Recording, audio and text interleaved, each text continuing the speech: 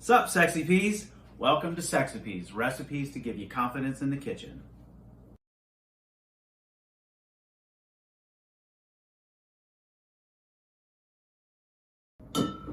All right, our drink this week is a rum and coke. There are essentially two different kinds of rums. There's probably 1,000. Don't email me, I don't give a shit. There's a dark rum and a light rum. I'm not a big rum drinker, but what we're mixing together is ice and rum and coke. And the ratio is either 1:2 or 1:3 of alcohol to soda. And something tells me that the soda is probably going to overpower the flavor of the rum. So you would probably want to use an inexpensive rum. Like I said, I don't drink rum, so I don't know how these are going to interact. You're going to learn with me while I learn this drink. I'm just going to open up both of these bottles and see if there's any distinct smell that I think is going to intermingle better with Coke or interfere with it. Whew, that smells like rum. Okay, so this one, the darker one, has a lot more body to it. So there's two ways that we can go. If we just want to taste the flavor of the Coke, then we would use the light rum. But if we want to taste the rum a little more, then we would use the dark rum. I'm going to show you two new ways of measuring. There's an old method called fingers. Give me one finger of scotch or 2 fingers of bourbon or something like that. You can use that method on a glass like this, and it's very easy. You basically just fill it up. Like if I want it 1 finger deep, I fill it until I get 1 finger deep. And that's a single drink, and I can fill it up. And that's not exactly right, but it's rough number. But for this drink specifically, we're going either 1:2, 1 alcohol to 2 Cokes, or 1:3, depending upon how strong you want the drink to be. So when I look at this at just 1 finger, it's very low in the glass. We're going to add Coke to it. We're going to add ice to it, so it's going to fill up some more. But I might look at this and say, well, I need at least 2 fingers. So I'm going to put my fingers on the side as low as I can get them onto the... Oh, I should open it. Some people can't. Not very smart. So there we go. Now we have 2 fingers of bourbon in there. I'm going to fill the glass up with ice. And then fill it the rest of the way up with Coke. And I can already see my mistake, but that's okay. We'll learn better with this one. So there we go. There's one of them. I'll drink that one because that one's going to be really strong. So our second method of filling it up is go ahead and start off with a glass full of ice. And then recognize, oh, can you pause that for a second? Oh, did I even mention that these are highball glasses? I don't remember. I don't know if I was paying attention. I don't think I did. So I'll add that in about the glass that we are using or could use, and then you can just add that into the beginning. Okay? You ready? It's already recording. Sweet Jesus! Stop doing that to me. So the glasses that we use this week for our rum and Coke is a highball glass. We could have used a highball glass, a lowball glass, a rocks glass. It really doesn't matter. All the ratios stay exactly the same. If you know how to use a jigger to measure your quantities or a shot glass, you can certainly do that as well. It's your prerogative, as Bobby Brown used to say.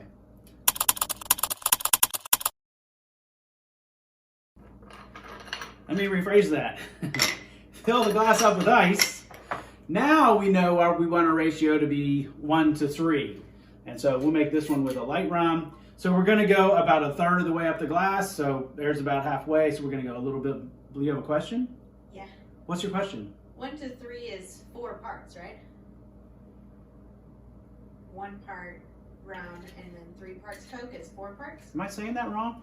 It's supposed to be 2 ounces.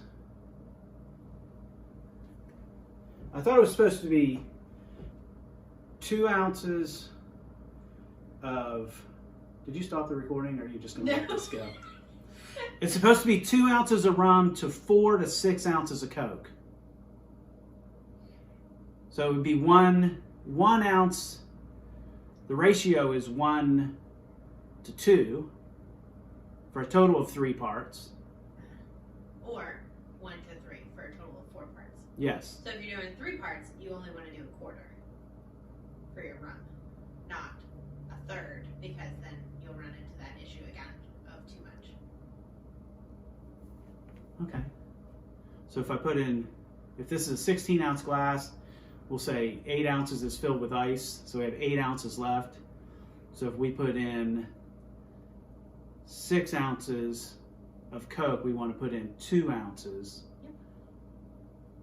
of rum, which would be 1/8 or 1/4 of the way up the glass. Okay.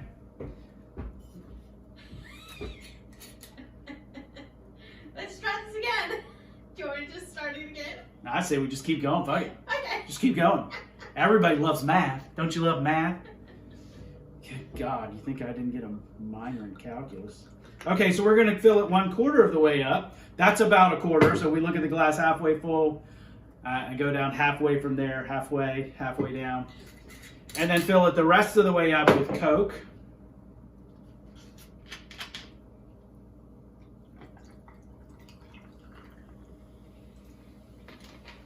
Now, I'm not, like I said, I'm not a big rum and Coke fan. I'm not a big soda fan. But I would get Lindsay's Rabbit back out and stir this up just to make sure we got the rum and the Coke absolutely or perfectly or adequately mixed together. There we go. And there we go. A rum and Coke with a math lesson.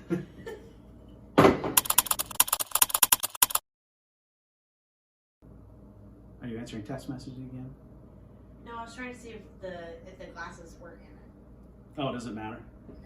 So our general rule for this week is try to keep your kitchen free from clutter. I'm not a big fan of clutter.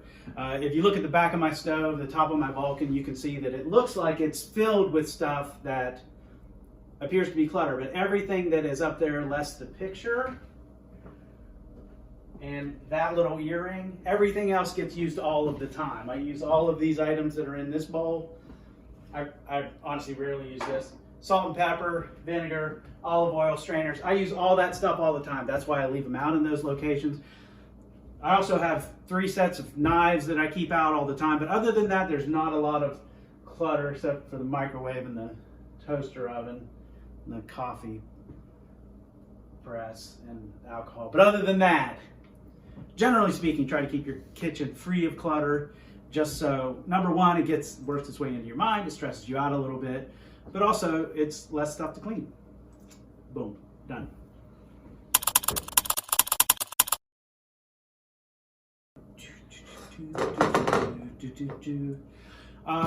So our recipe this week, we're going to learn a little bit about timing. Basically, we're going to get 2 balls in the air. So we're juggling a couple of things at the same. Don't give me that look. I don't need that from you. We're gonna get one thing started, keep it rolling, keep that ball in the air, and then do something else. So what we have, I went back to my deli, my favorite deli, and got pre-made butternut squash soup. So we're gonna add that to our pot. If I can keep from spilling. I really hope so. Woo, okay. And here's one of the tricks that we're gonna learn. Don't pour the whole thing in, only pour about 3/4 of it in. That's a little bit more. So keep about 1/4 of it out. We may need to use it later. We may not. We can always heat it up. So this is already prepared. All we need to do is get it warm. So what we're going to do is we're going to stick it on a stove under a low flame. That's a high flame. All right. We have our spoon close by on our spoon rest. Just in case we need it, we're going to continuously stir up our soup so it doesn't stick to the bottom. We have the flame really low, so we should be fine with that. Our bread that we're going to make to go with our butternut squash soup is just a French baguette, purchased from any deli, but we're going to jazz it up a little bit. And we're not going to cook the whole thing because, quite frankly, it's just too much for me to eat. So I'm going to cut it in half and just put half of it away. But the other half, what we want to do is we can jazz it up with two different things. Did I say jazz too many times? I feel like I've said jazz too many times. We're going to make it taste a little better with two different things. We'll do half of it with one and half with the other. One thing you can add is just straight butter. That's one of our staples for the week. I always keep a tub of butter out on my countertop so that it's soft, so it's easy to work with. And then the other thing we're going to add to it is slices of cheese. Our other staple for the week is just a cheese board and a cheese knife. That's my cheese knife. It's the only one I have. Even though I have 3 sets of knives, it's the only cheese knife I have. Typically, cheese cutting boards are made out of marble. And we'll get to that in just a second. So what we want to do is we want to cut into this baguette, but we don't want to cut all the way through. So one of the easy things you can do to make you stop before getting all the way through is use something like a chopstick on each side or a skewer on each side. And so what you do is just stick one on each side as such. And then when you go cutting through, you get stopped by the chopstick. So it keeps you from cutting all the way through. And you just, however many pieces you want to make, as thick as you want to make them, go all the way down your slice, your baguette. I see our production staff really liked that trick. They had not heard of that one before. You're welcome. All right, now get rid of your chopsticks. So we're gonna fill half of, so you can see that they splay out a little bit. So what we're gonna do is just add a little butter to half of them. So you just open it up a little, add a little bit of butter. Whoop, open it up, add some butter. You can add as much or as little as you like. Open it up, add some butter, all the way down. That's Jesus. Sweet Jesus, that's too much. Okay, there we go, that's about half. So half of them are filled with butter. The other half we're gonna fill with cheese. And so we have our cheese cutting board already sitting out, ready to go. And you'll notice that this slice is about the width of the baguette. So you can see they're about the same width. So what I'm gonna do is I'm just gonna cut off thin slices and put them inside. And you can cut them as thin or as thick as you like. How many do I have? 1, 2, 3, 4, 5, 6, 7. 5, 6, and 7.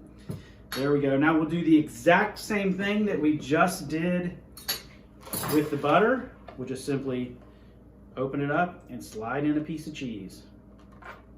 Boink. One thing you'll notice is that these are considerably thicker than the butter, but that's okay. So the only thing we really need to do with this is just heat it up. The bread, the baguette is already cooked. We're just going to heat it to the point where everything melts. And in the meantime, our butternut squash is also heating up. Now what I don't want to do, there we go, squish it down. What I don't want to do is burn this, so I'm going to wrap the whole thing in foil. So it is getting some heat, but it's not getting too much heat. And we want also, as the butter melts and as the cheese melts, we want it to be captured on the aluminum foil so it rolls into the bottom of this baguette. So we'll just wrap it up, roll over one side, roll over the other side, pull over the ends, stick it in the oven. And this is just heating, so 200, 250 degrees for a few minutes is fine.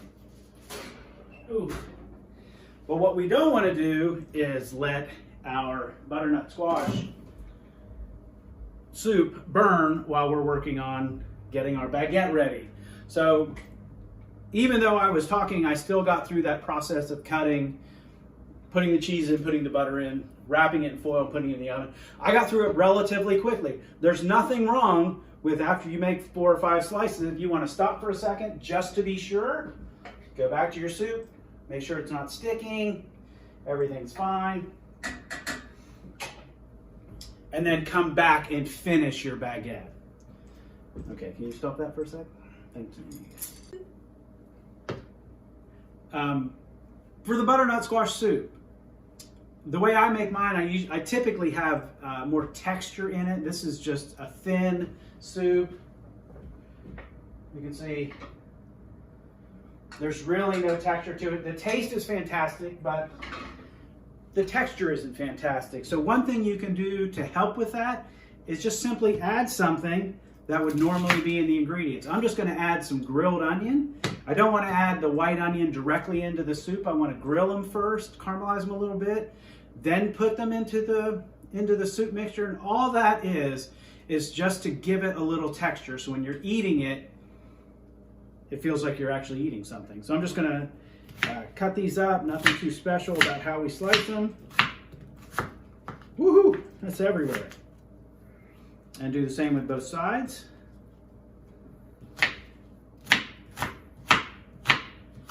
We want the sizes to be relatively similar, but it really doesn't matter. But we do want to separate them all to make sure they're all individual pieces. We can stop recording while I do that.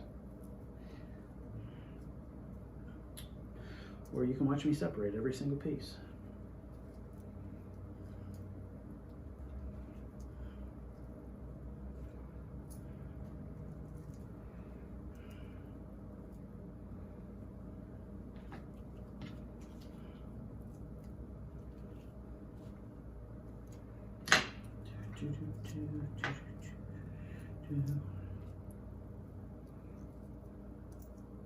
You answering emails again? No, I was zooming all the way in and then zooming all the way back out. Okay.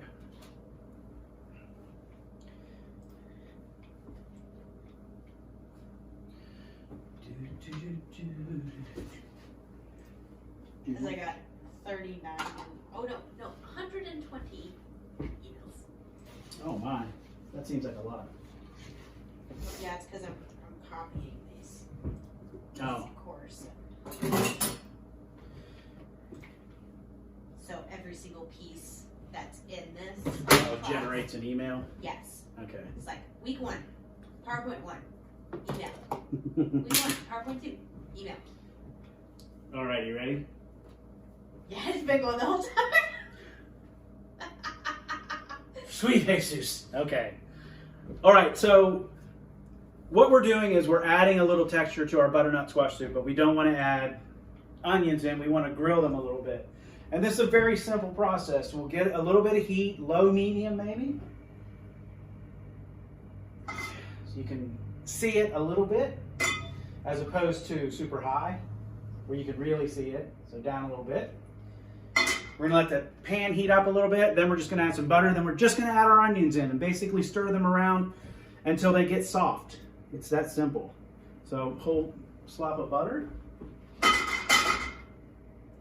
Let that warm up. And then, it's not warm yet. There's nothing magic about the quantity. You can always add more. Pour it out if you don't like the quantity, but the butter's not going to hurt you. We're going to eventually add all of this into our soup. Again, not heart healthy. So once we get all the butter melted, then we'll add in our onions. I'm going to spill some on the stove.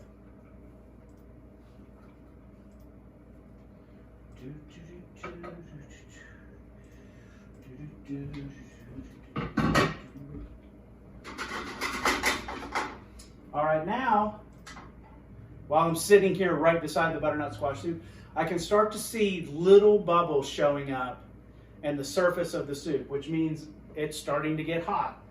But I don't want to let it stick. So again, get in there, stir it up.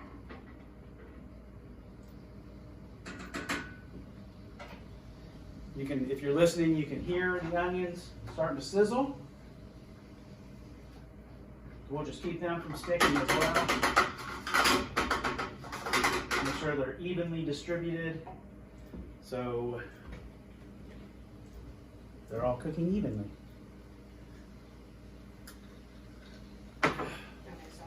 Yeah. I'm gonna have to come back to there though in a minute. Okay, I'll zoom out. Okay. Okay. Are you going? Yeah. All right. So what we're doing now is we're just adding a little bit of texture to our soup. We put our onions in, we chopped them up, we separated them, we put them in with a little butter that was preheated. I'll tell you a secret, you don't actually have to separate them, they'll separate on their own. but it's always good practice to do that. So what we're going to do is just simply dump this entire pan of softened onions into our soup. Yeah, I really can't see it. They're starting to brown up just a little bit. That's how we know they're good and soft. So those are all added in. Turn our fire off. Get the rest in, and then stir all that in. Of course, the onions are warm, so we don't have to worry about them cooling off the soup in any way. So we let that go for a few minutes until everything is warmed up. We're in the future now. Okay, so now onions are good, everything's mixed together. But now we want to start tasting it to see if we like the flavor of it. So one thing, you just get yourself a spoon, dip it in. You don't have to eat an onion, it's going to be hot. Be careful. And you might taste it and decide, okay, this actually does need salt. You think you might need to add something. So what you can do is just, in this instance, I'm going to add salt and pepper. Just because it's going to taste better if I do. So just add a little bit of each.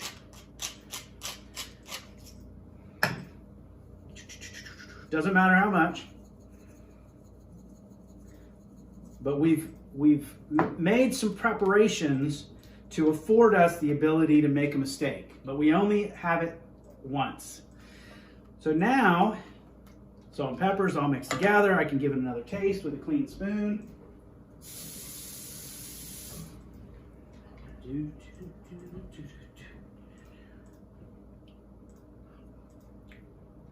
It's actually really good. But I'm going to pretend like I over-salted it. I'm going to pretend like I put too much salt, I put too much pepper in it. So what I can do to fix that is to take that leftover soup that we didn't cook, that we saved on the side, and add it back in. That's going to dilute the quantity of salt and pepper that we added. Now, of course, we're going to have to heat this the rest of the way up, but just get it back on the stove. You can, like I said, you can only make that mistake one time. So if it were me, I would not experiment with salt and pepper again. I'd get myself a whole nother batch and try it on my own again. So we're going to put this back on the heat to heat the soup up that wasn't in. Again, it's very low. It's relatively low. So we'll let that heat up.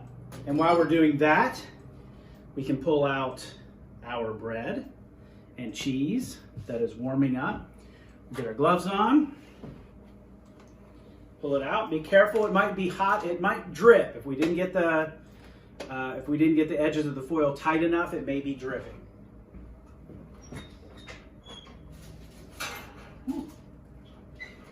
I have no idea if it's done, but we're going to find out. Whew. Like we mentioned before, foil doesn't conduct heat, so you can touch it almost immediately after it comes out of the oven. You can see this cheese, ooh, good and melted. So we left it in there long enough. It had not been melted, we would have just shoved it back in the oven. So we can, ooh, it's hot. Mercy, mercy, it's hot. We'll pair this with our soup. The way I would serve it is just put the entirety of the baguette on a plate in the center, ladle in the soup into your 2 bowls right out of the pot, and get to eating.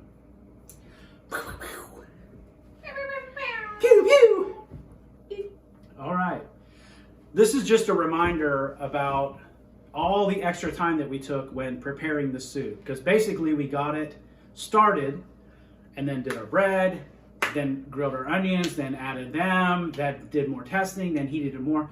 As long as you're using a really low heat and continuously stirring, you can continue heating it for quite some time. It doesn't matter if it's up to temperature in 10 minutes or 30 minutes, you're not going to hurt it as long as you keep it moving. So don't let it stick to the bottom, and don't get your temperature too high so that you're boiling the sundae out of it. That's all for that.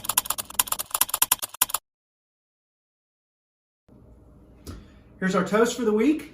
Rejoice and be of good cheer, for they are out there and we are in here.